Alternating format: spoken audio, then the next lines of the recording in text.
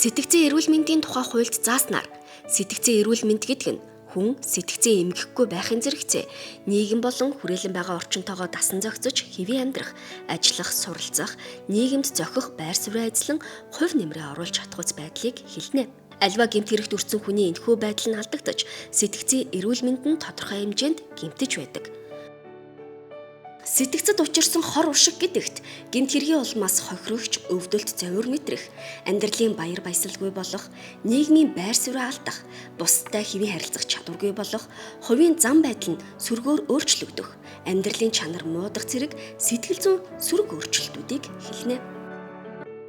Шүүх шинжилгээний тухай хууль 2022 онд шинжилэн батлагдсанаар гэмт хэргийн улмаас хүний сэтгэл санаанд буюу сэтгцэд учирсан хор уршигын зэрэглэлийг тогтоож хохирлыг мөнгөн дүнгээр барагдуулах боломжтой болсон. Хүний амьд явах эрхийн эсрэг болон эрүүл мэндийн эсрэг, өмчлөх эрхийн эсрэг, бэлгийн эрх чөлөө халдашгүй байдлын эсрэг, хүүхдийн эсрэг зэрэг эрүүгийн хуульд заасан 80 гаруй гэмт хэргийн улмаас хүний сэтгцэд учирсан хор уршигыг тогтоож хохирлыг мөнгөн дүнгээр тооцож нөхөн төлөвлөж байна. Прокурорын мэдээлэл нэвтрүүлгийн эргэн танд булан эхлэж байна.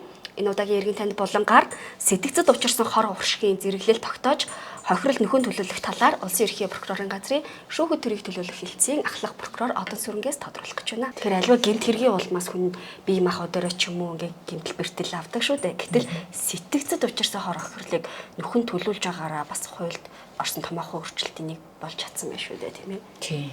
Эрүүгийн хууль болон эрүүгийн процессын хуулийн дээр ерөнхийдөө бол сэтгэл санааны хохирол гэдэг болохоор зэрэг бодит байдлаар мөнгө илэрхийлж байгаагаар ойлгож хэрэгжүүлж исэн бол одоо сэтгцийн хор уршиг гэдэг ойлголт орж ирснээр хүний сэтгэл санаатай холбож нөхөн төлбөр гаргуулдаг болсон. Энэ бол шүүх шинжилгээний тухай хуулиа дагаж гарсан шинэлэг ойлголт юм. Тэгэхээр та тайлбарлаж өгөөч эрүүгийн хуульд юу ямар төрлийн гэмт хэрэгт энэ сэтгцэд учирсан хор хохирлыг нөхөн төлөвлөд байгаа юм бэ? Магадгүй бүх одоо хуулийн дагуу хэрэгждэг байх гэж бодож байна, тийм ээ. Эрүүгийн хуулийн тусгай анги заасан нийт 84 төрлийн гэмт хэрэгтэй сэтгцийн хор уршигын нөхөн төлбөр гаргуулахаар хуульчилсан байж байгаа.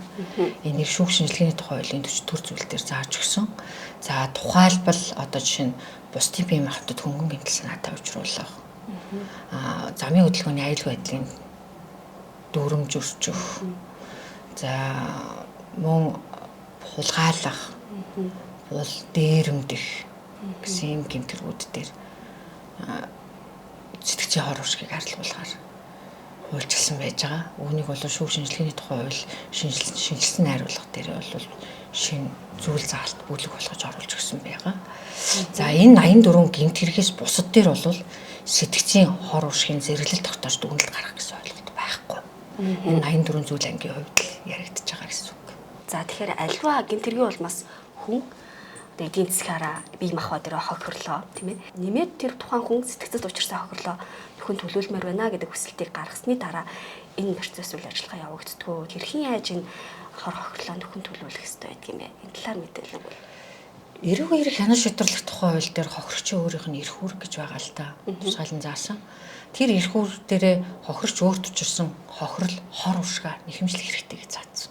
Тэгэхээр зэрэг мөрдөгч маань эрүүгийн эрх хянан шийдвэрлэх ажиллагаа явуулаад хохирогчоор тогтоогоод мэдүүлэг авахдаа эрх үүргийн тайлбарлаж өгч байгаа. За эрх үүргийн тайлбарлаж байгаа энэ тайлбар дээрээ хохирогч сэтгцэд учирсан хор уршиггаа арилгуулахаар нөхөн төлбөр гаргуулах хэрэгтэй юу гэдгийг тайлбарлаж өгснөөр тухайн хүн анхны нэхэмжил гарах хэсгээ хохирогч өөрөө шийднэ гэсэн үг.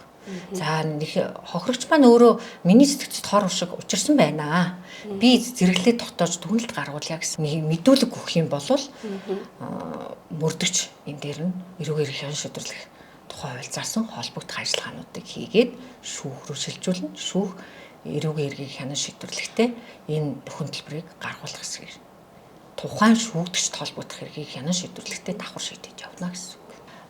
Хор уршиг гэдэг маань ингээд эрүүл мэндийн эсрэг гэмт хэрэгүүд дээр хараад тахад зөв өөрөө нөгөө бие махбодод учирсан хохирлоо үйлчилгээ авсан, ийм тариа хэрэгэлсэн тий ийм юм бол баримтаа гаргаж өгөөд хэмжлэг явуулдаг. Энэ бол олон жил тогтсон практик. Сэтгцийн хор уршиг гэдэг маань болохоор зэрэг өөрт одоо магадгүй энэ гэмтлээс болоод Эсвэл энэ гэмт хэрэгээс болоод сэтгэл санаа ажиллаа хийж чадахгүй болдог ч юм уу. Эсвэл зан харилцаанд нь өөрчлөлт гардаг ч юм уу. Эсвэл байн гунж гутардаг, нөгөөдгөө боддог, эсвэл өвчнөдөө шаналдаг, шаналснасаа болоод хэвийн сэтгэж бодох нь боломжгүй болдог ч үт юм уу. Ийм нөхцөл байдлаас учирсан сэтгцийн хор уршгийг л нөхөн төлбөр гаргуулж арилгуулъя гэсэн зохицуулт. Гэтэ яг хүний сэтгцийн хор уршгийг бол бүрэн дүрэн арилгах боломжгүй л дээ. Тодорхой хэмжээгээр гадаад орны туршлагаас хараад бол мөнгөн нүнгээр илэрхийлж болох юм байна. Энийг бас тодорхой хэмжээний тэр хүнд магадгүй сэтгэл заслын ч гэдэг юм уу тий. Эсвэл тодорхой хугацаанд нийгэмдээ буцаад байр сууриа олж авахт нь туслах зорилгоор бас мөнгөн нүнгээр илэрхийлж нөхөн төлбөр олгож байгаа л гэсэн зохицуулт. Гэмт хэргийн улмаас хүний сэтгцэд учирсан хор уршигын зэрэглэлийг тогтоохдоо гэмтлээс үүдэлтэй үлдэц, танин мэдхгүй, нийгмийн харилцаа, төрх, үйл, сэтгэл хөдлөл, биеийн талаас гэсэн 6 шалгуур үзүүлэлтээр 5 хүртэл зэрэглэлээр тогтоодог байна. Энэ хуулийн зохицуулалт хэзээс хойш мөрдөгдөж эхэлсэн бэ? Магадгүй зарим хүмүүс энэ талын мэдээлэлгүй байгаа ах тий. Хууль маань бол 2023 оны 7 сарын 1-ээс хэрэгжсэн. Тэгээд 7 сарын 1-ээс өмнөх гарсан гэмт хэргийн хувьд бол үйлчлэхгүй байгаа. Тэрнээс хойш гэмт хэргийн хувьд бол сэтгцэд уршсан хор уршгаа нөхөн төлөвлөх, арилгахаар нэхэмжлэх хэрэг нээлттэй гэсэн үг. За баярлалаа танд. Эргэн танд болонд оролцож сэтгцэд учирсан хор уршигын зэрэглэл тогтоож за хохирол нөхөн төлөвлөх талаар мэдээлгэсэн танд баярлалаа. За баярлалаа. Эргэн танд болон Улсын ерхий прокурорын газрын шүүх төрөөс төлөвлөх хэлтсийн ахлах прокурор Одон Сүр оролцлоо.